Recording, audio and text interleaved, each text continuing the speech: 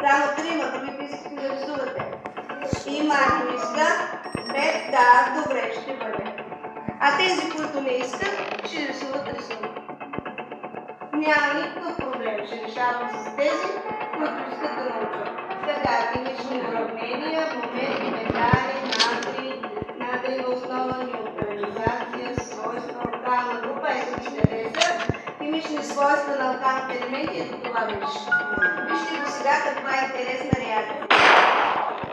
На мен ми става голямо удоволствие и ако имах, бих се го направила с много голям кеф, но просто нямам такова нещо.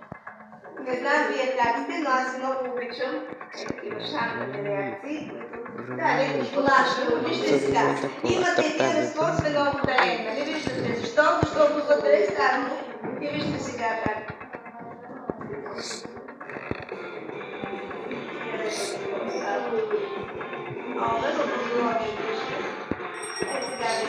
Вижте сега как го правят. Натриев хидрид, виждате ли го къде е?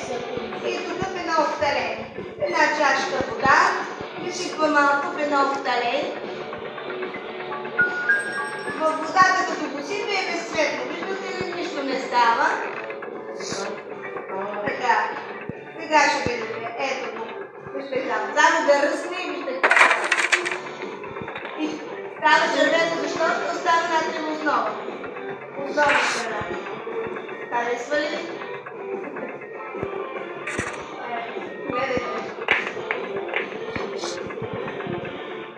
И така правя, например, по-лето.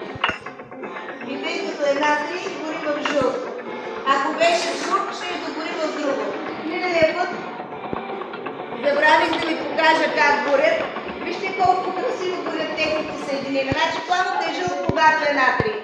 Но ако вземете, например, тези епхидрит, вижте какъв цвят ще ви даде на пламък. Вижте колко е красиво. Съвсем различни. И точно това виждате в небето, като правят по-верните. Как им горят съединения. И се получават тези красиви цветя на небето, звездички и всякакви други. Хайде сега искам да решим прехода, който ви е в урока. И той е... Вижте какво ви питат. Много хубава задача, за да може да мислите.